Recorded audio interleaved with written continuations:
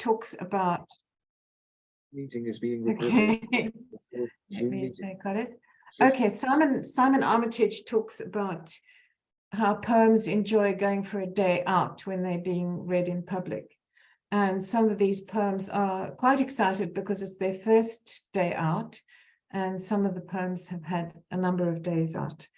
So I'm going to start reading a couple of poems about childhood, and this is alphabet cards.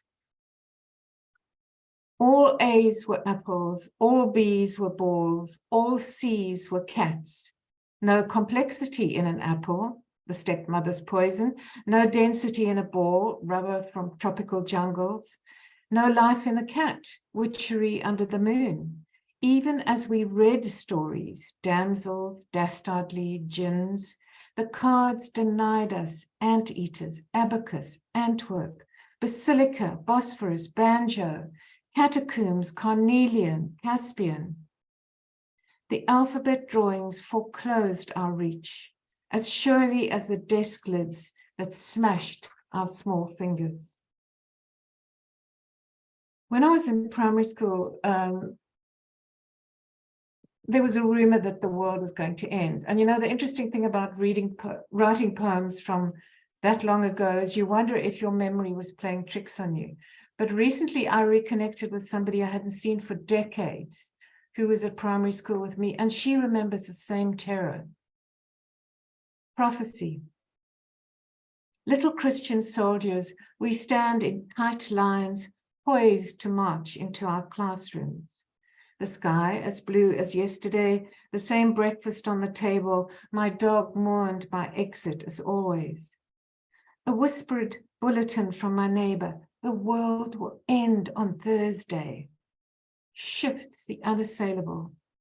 The dog claws onto a raft in a black ocean. The sky whitens to nothing. The universe falls away from itself. A first intimation of the finite under my impermanent skin.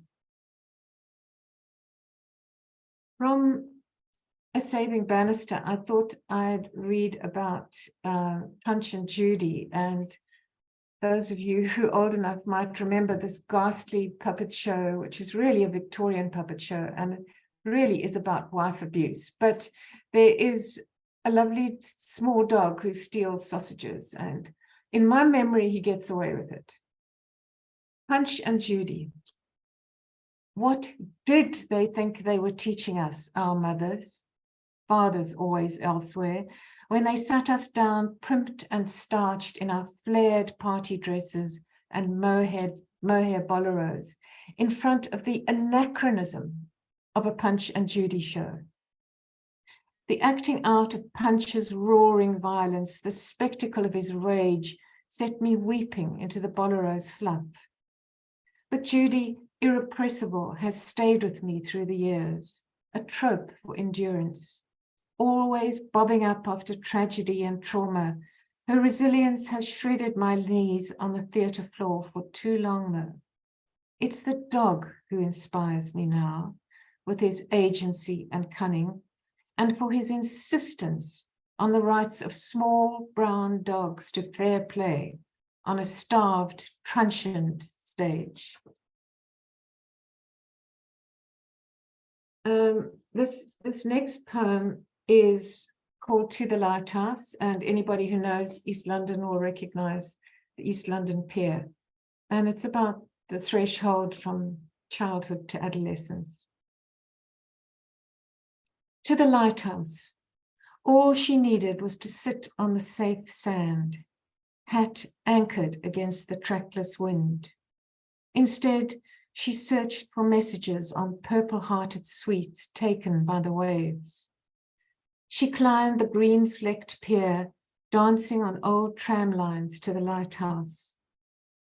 Once there, she went thorn on a ledge, the abyss below, the light far above. A fisherman cajoled her up the slipping granite steps, whistling Colonel Bogey's march. But the fear congealed above plumb lines of oiled water, all sweetness washed away. a few years ago, Harry Owen put together a collection he called the Grahamstown Diaspora, and he asked for people who'd lived in Grahamstown to write about something to do with Grahamstown. And my undergraduate degree, I did at Rhodes, and hugely important for me in my degree was John Donne, and being introduced to other poets I didn't know. So, of course, I had to write about my love affair with John Donne. Reading Donne. Her body was a book he wrote in. She crushed the flea in their marriage bed, swished the curtains against the unruly sun. They leaned together over maps, her breasts on his shoulder, plotting the ocean's vagaries that could take him from her, like a compass with arms outstretched. He suspected unfaithfulness in other pretty rooms, the effects of champagne and dancing in the great hall near the fields. He vowed he'd loved her before he knew her face or name, but he left, her book under his arm, doubting her woman's constancy. That was such a trope in John Donne. Another poem I wrote was about Yeats. Was about another poem. Yeats's Wild Swans at Cool, and this was kind of a lesson in not to go to a place you've always idealized. You know, I always imagine these beautiful swans on this perfect lake. Anyway, this is what it really was like.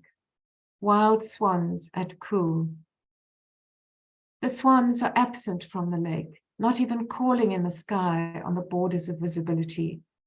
The lake is a turlough, increasing seasonally with rains, but now indecent. Rocks exposed, a dry untidiness, no fluidity, just stubbiness. She waits attenuated for the lake to enlarge, become more hospitable, entice the hooper swans back to Cool, which they always poetically inhabited in their immortal couples, their wings held like little boats to the water's sheen. Tennyson's Ulysses was kind of almost a manifesto for me when I was at school, because it was, you know, such a celebration of travel. And when I was much older and I was about to go overseas yet again, I quoted this poem back at my mother, who, though we didn't know it, was very ill at the time. Being Ulysses, all experience is an arch wherethrough gleams that untroubled world, I told my mother when she asked if I was staying. Sanctimonious as Ulysses, ears stopped, I did not hear the sirens keening.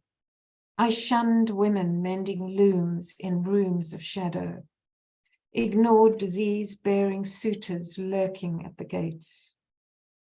At home, my mother crossed unmapped frontiers. I cast off to margins, fading as I moved, blinded by the tales of that selfish old sailor. Travel has always been a huge part of my life. And one of the huge travels was in 1979, which is basically going from Sri Lanka back to Eastern Europe and England, overland as much as possible. And we went through the Ukraine, and even then in 1979, the pugilism of the Russians who were then occupying the Ukraine was so obvious. On the train to Kiev, I was the tampon queen, crowned with 3 months' supply, each sealed packet opened by Russian guards. A passenger gave me red roses without thorns, her apology. At the memorial to Stalingrad, grandmothers laid flowers on the tomb of the unknown soldier.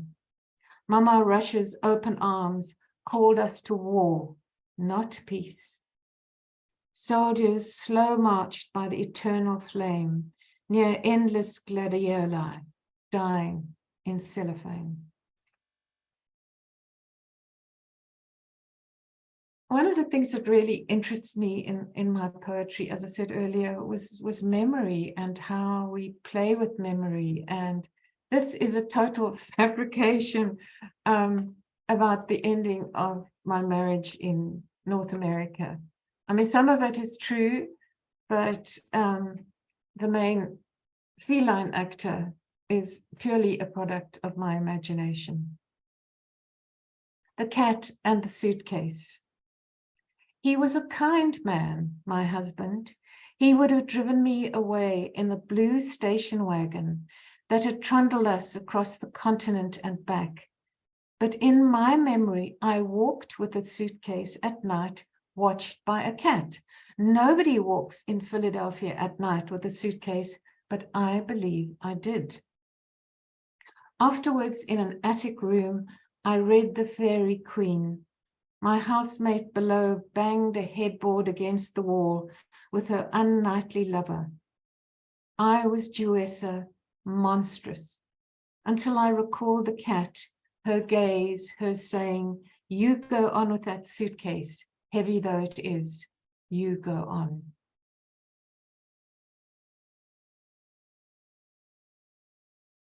A few years ago, I was visiting friends in Sydney, and let me call her Janice. She was starting dementia. She could not order lunch in a small cafe, but as we walked through the botanic gardens, she knew the Latin names for all the plants and the trees. It was quite extraordinary. And I thought, well, you know, what if she'd known indigenous ways of mapping and planning? Would it have made any difference? And this poem is a palindrome, which seemed to me to suit the content. Royal Botanic Garden, Sydney, a journey to dementia. In a world become unfathomable, classifications trace themselves onto the tar. Botanical taxonomies echo in neural pathways, now walked under her shoes. Grandfather trees grew without this grid, foresting the harbour down to Manly, with mangroves unfixed binomially.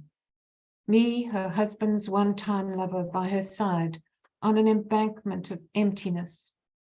The harbour silted, sludged, bronze dolphins verdigris on lampposts, Latin names paving the way to unplumbed seas. Latin names paving the way to unplumbed seas, bronze dolphins verdigris on lampposts, the harbour silted, sludged. By her side on an embankment of emptiness, me, her husband's one-time lover, with mangroves unfixed binomially, foresting the harbour down to Manly. Grandfather trees grew without this grid, now walked under her shoes. Botanical taxonomies echo in neural pathways. Classifications trace themselves onto the tar. In a world become unfathomable.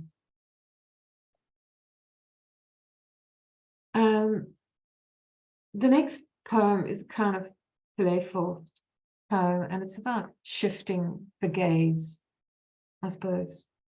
It's a canary singing. A canary cage on the tall boy, smelling of small yellow bird, a cuttlefish in the bars, a red cedar on the pavement, sparrows proprietorial, nasturtiums among the shingle. She holds the letter to a shaft of sun, a Dutch master directing her pose. A bearded cobbler leers at the window. Her affair is as moribund as the canary, his lungs closed like the letter at her feet.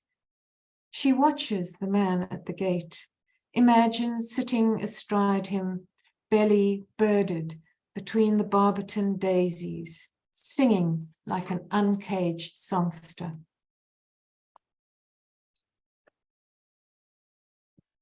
birds fly throughout my poems. And I'm sure you all remember the early days of COVID and lockdown. And this was when we just were allowed out again. And this is walking with my dog, olive thrush. In the early days of contagion, a young dead thrush lies on the pavement. The bird seems embalmed, feathers orange gold for days, his body framed by acorns. Each day we acknowledge this miracle, my dog and I, the burial under the sky. We sniff at death, move on, leave the evidence dwindling. We chant a little mantra, count our beads, say our prayers. Not me, not now, not here. Not when the water spills over the fountains, not when the Cape Robin calls in the canopy. I'm going to take an old poem for a day out, and this is really going back a bit. And as, yeah, I taught it, as you were saying earlier, I taught at UWC for many decades, and I used to drive along that, well, Deadly, which was called Modderdam Road in those days. And there was a ministry on the edges of Modderdam Road called the Christian Explainers. And I thought, absolutely wonderful. If I could adhere to the Christian Explainers, I wouldn't have any questions about anything anymore. And this poem is kind of puts together that possibility with Indigenous thinking about birds. And my father. Christmas 2004. The Christian explainers are far more certain about the passage of the soul than I am. Could the Dikop, stilling his form beneath the haphazard vines, be a sign of my father's spirit that I've called up from thinking of him as I do constantly at this time of year? How comforting to believe that this camouflage, these quiet yellow eyes convey a connected sublime. Only when I open the door to warn him about the dogs does he move reluctantly into flight. My father would never have done that. He would have taken them on in vulnerable rage, not flapped safely to the next garden.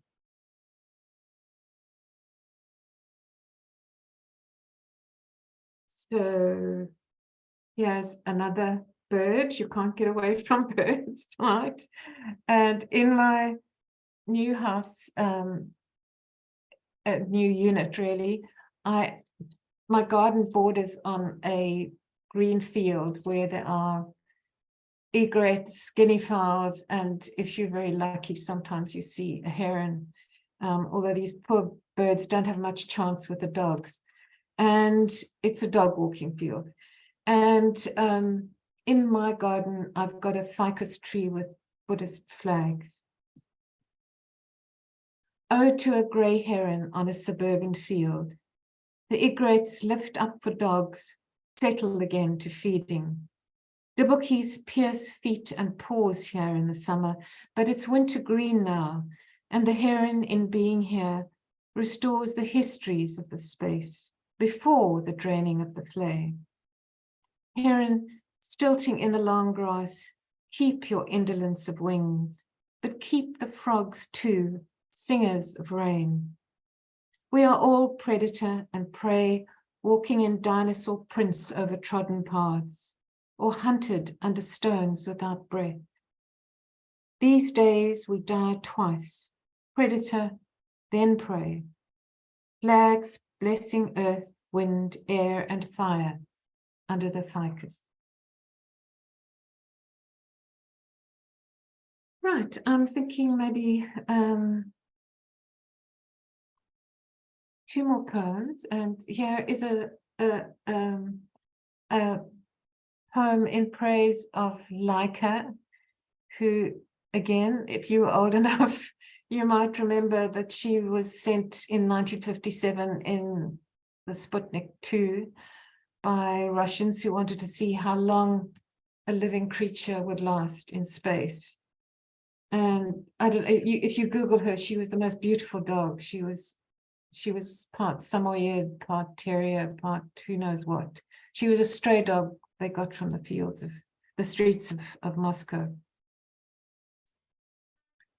For Laika, I celebrate you, small dog, voyaging to the moon, breath on the window blurring the stars, body wreathed in breath, body streaming as you circled the moon on a sati of their making. I pray you didn't burn, that your craft circles the moon still. Little dog, we worship you from afar, wise and beatific psychopomp who'll usher us to the other side. Right. Okay, I'm trying to decide what to read for the last. Okay, I'll read a villanelle for the last poem, and it's about being on a retreat in the Karoo on a farm, and yeah, let me read it. Karoo retreat. In this wide, wide place, plains spread in my heart, throat opens to the wind. Mind entwines with steerkras, small hollows of the escarpment, the plains spreading in my heart. Near the rough graveyard, my blood rusts stones red in small hollows of the escarpment. Cracked cream angels bring water to her vase. My blood rusts stones red. Happier than a shade, I am of and not of the graves. I bring water to her vase. Warm in the red earth in this wide, wide place, I am of and not of the graves, my throat open to the wind. Thank you. Thank you so much, Wendy. Can we unmute and give Wendy a big round of applause?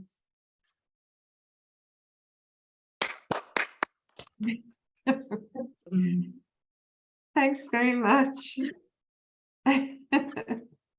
Wendy, thank you so much. Your reading has given me much to think about, and I wanted it to continue. I wanted to just keep listening. Yes, I want you to stop. it was lovely. It Thanks, was Mark. lovely. Thank you. The first poem that you read, I recently attempted writing a poem starting with each letter of the alphabet. Oh, wow. Turned out so well, but it exists. And but I only got as far as D, remember? I only did the first three and then imagine the D. So you've got a lot further to go than I do. And I like the sense that you take old poems for a visit, that idea that they come out for a visit as opposed to a return or some other usage of metaphor for those. Are there any questions in the room? Anybody who would like to ask a question or make a comment? Yes. How do I do a Go ahead, Byron. Yes, I like to ask about, you taking your poems have personalities, you see, and they tell you sometimes that this is right and this is wrong, and I want to go this way, I want to go that way. When do they have ideas of their own? Margaret, I'm sure, yes, you know that, and sometimes they change from day to day. Yes. And, I read somewhere that you never finish a poem. It's only I never do. I mean, even, I hate to say it, but even in this volume, which was published in 2008, as I was preparing for today, I made corrections in it. It's supposed to be finished. But for me, it won't be finished. I'm embarrassed because, oh my gosh, look what I did there. So yeah, I think they do. And yeah, they do have a personality of their own. And I think one writes different poems at different stages in one's life and different days or different months. Yes. Yeah. And different ideas have different forms, don't they? They're different kinds of poems. And some sort of something will say this has to be a villanelle, or this has to be a rhymed poem, or and this, Absolutely. but this one has to be a long sort of ode. Not none of mine are Yes. those, I must say. Yeah, yeah. But you're Thank right. you, Margaret. Jacques, the floor is yours. Wendy, had you finished that sentence? Yes, I think I had. Yeah. Yes, I'm sure I had. Yeah. I keep wanting, even when you don't go on, I keep wanting you to go on. Oh, thank you. That was a lovely, lovely reading. I always love listening to your poems, and what I wondered about, there's a great deal of movement in the poems you chose tonight. I get a sense, I got a sense of you traveling across the world, but there's what I felt was a great stillness in them as well. And I wondered if you wanted to say something about that kind of, that paradox. And I wondered if that has something to do with your relationship with poetry, and had you been writing poetry for all that time? Is it something that is that something that has sustained you and been a kind of a stable, like a still point? I hope that's not too much of a straitjacket of a question. I'm thinking it's Movement and stillness. Yeah, the stillness. Jacques, it's almost like poetry becomes a practice. I mean, I didn't really read any Buddhist poems, so I'm not sure if they would appeal, but yeah, I'm hoping the stillness also comes from the Buddhist practice. Well, I read about the Buddhist prayer flags, but yeah, and I think poems can be a place to go to, as we know, when you're writing something. And I mean, I don't want to say poems are therapy, because they could start off like that, but obviously we want to get them to a place where they can appeal to other people, and they're not just internal ravings.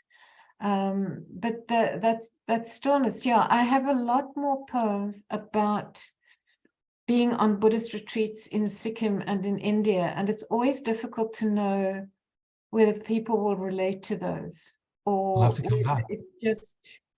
whether it just feels too foreign, So in fact, I didn't read any of those tonight, and they're new poems, and they sort of sitting on the edge of the shelf saying, choose me, but I didn't, because I preferred to have the stillness of actually connecting with the natural world, I suppose. A lot of them, the birds, and which I feel anchor me quite a lot.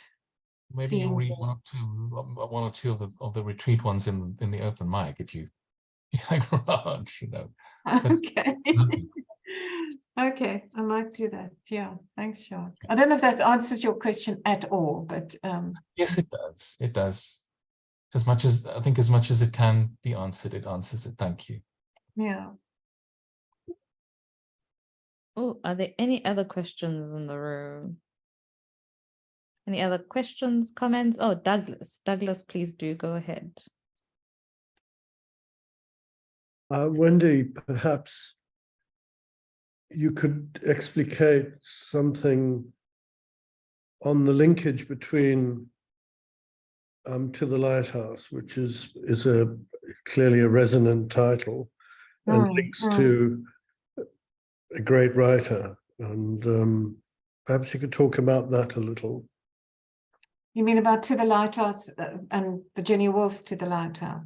Correct. Yeah, I mean, for me, I didn't think specifically of the novel when I was writing the poem. To the Lighthouse is very much about James, is it? So long since I've read it. Actually getting to the lighthouse and finding it, and kind of moving into adolescence. And for me, that was what this poem was about. It was about moving from the safety of childhood, apart from Punch and Judy, to something more daring, like going to the lighthouse. And yet the lighthouse was at the end of a pier. It wasn't on a rock that I had to go to in a boat. It was something I walked to, and which was absolutely terrifying. I mean, this was an experience of the ledge. I don't know if you remember it, the ledge below the lighthouse in the East London Pier. And if you get vertigo, you're stumped, because you can't move. You know, so I imagine this lovely fisherman singing Colonel Bogey's March, because as I was writing this poem, somebody down the road was whistling Colonel Bogey's March. So, you know, it's all.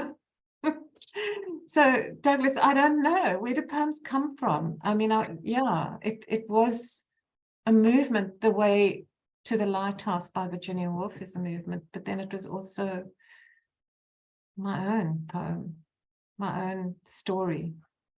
Is that answering your question? I don't know if it is. I do think that more poetry comes from other poetry and other literature than it comes from real life, and that, as Russell Hoban said, we write stories because we are stories.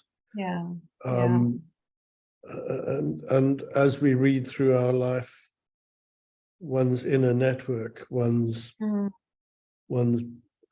what's it called, the sensorium, the brain, becomes this vast network of interlocking stories. So it's almost impossible to write without reference to other writing. That's where meaning comes from, not from the notional idea that we live in an actual world. No, absolutely, of course. But I mean, sometimes the referencing is unconscious. You know, it really is. I mean, from the reading Donne was obviously very conscious. And if you know Donne, you would recognize a lot of those phrases from his poems. But yeah, and for me also what's interesting is, The Cat in the Suitcase is almost making up my own trope about the ending of a marriage and being watched by these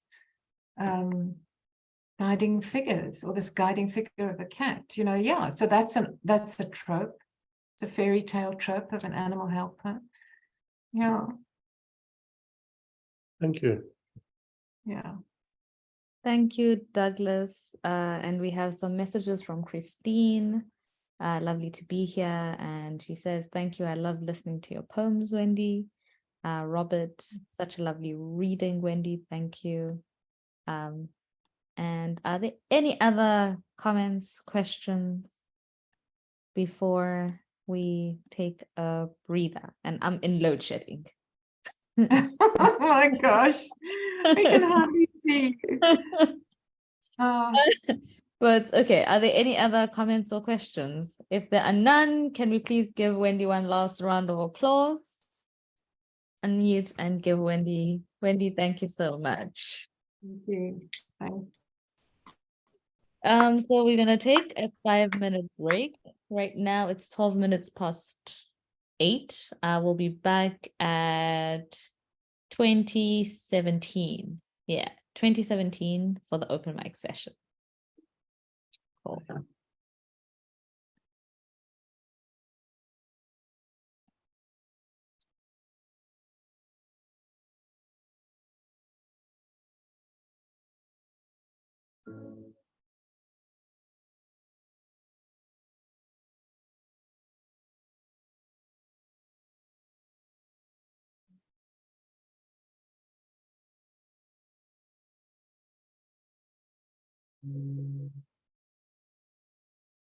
Well, do you want to go on, baby?